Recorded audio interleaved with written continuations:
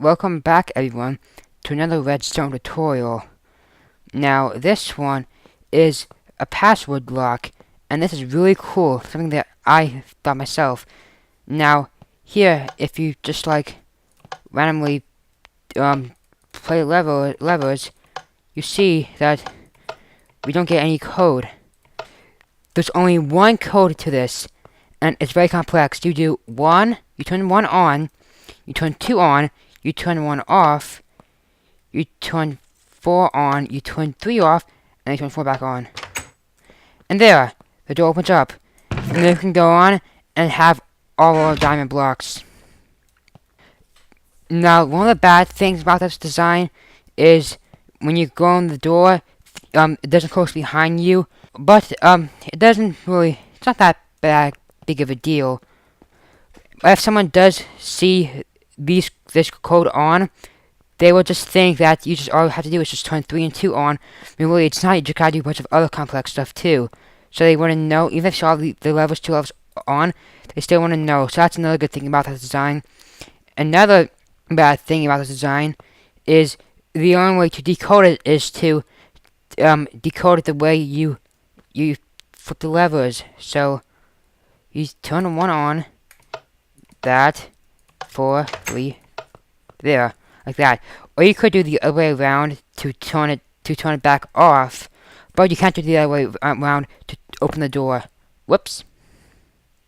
Now this is the skeleton of the machine, and this is all the redstone behind it. And if you look at it, it is quite compact, and it does not use a lot for something this complex. I can't believe how compact I made this. Now let me explain to you how this works, and it is a little confusing, and once you understand it, it is easy to understand. Now the reason why I have to press this one first, and then this one off, is so I can get these two torches off. Now the reason why is that I have to do that in that order, because right now this repeater is locked, which means it brings no output no matter what I do to it.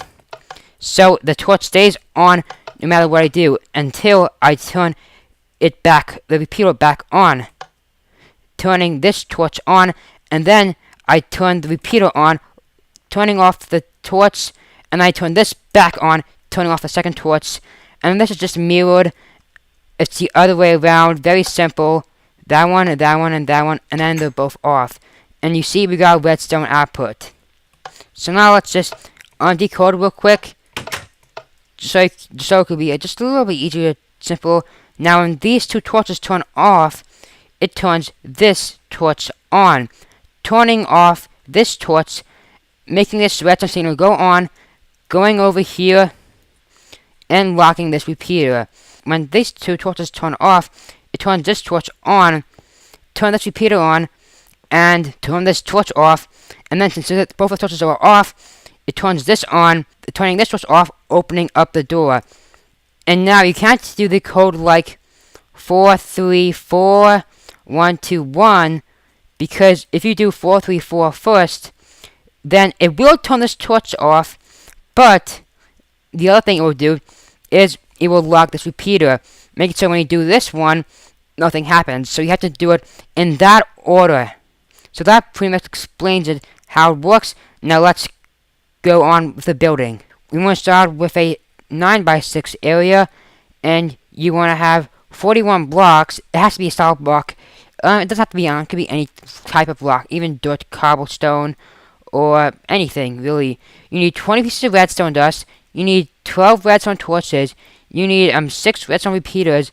You need 4 levers, and you need 1 iron door. Now the first thing you want to do is you want to measure everything out. So you want to dig this little hole first, and in this one corner, you want to place a block there, another block, and then place your door like that. Now it has to be placed this way. It can't be placed like this. Now what we need to do is place a temporary block there, another block there, plop out that block, bunch of more blocks, and then just take those out in the middle until you get something like this. And then you take your 4 levers and put them all on them.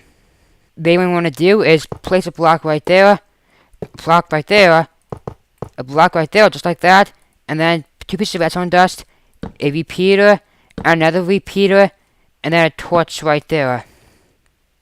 Then what you need to do is build the same thing on this side, but mirrored. So that's what we're gonna do, just like that. Torch there, repeater, repeater, 2 pieces of redstone dust, and then you want to place 3 blocks there. Oh, I'm messing up a lot, aren't I?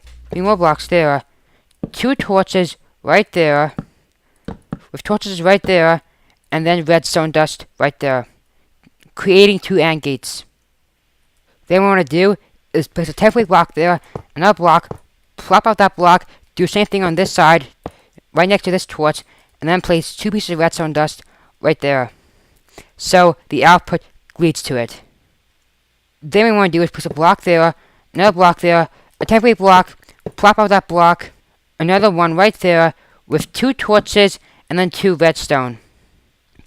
Then what we do is place 2 blocks there, and then you want to place 3 more blocks all around here, 1, 2, 3, with redstone dust all the way around, and you also want to place a torch right there, creating our 3rd AND gate. Then what we want to do is place 2 blocks there, a repeater right there, and another repeater there. Then what we want to do is place 2 blocks there, 3 more blocks there, 1, 2, 3, with redstone all the way around, and then 2 blocks here, just to keep those lines from not connecting. Now our final step, what we have to do is just right click on the very edge of the redstone dust, right there, place a torch on that block right there, and then a piece of redstone dust right there. And now it closes the door, so it looks like it's really open, but it's not. And the reason why I do this is just for good measure, so no one tries to open the doors using any levers or buttons.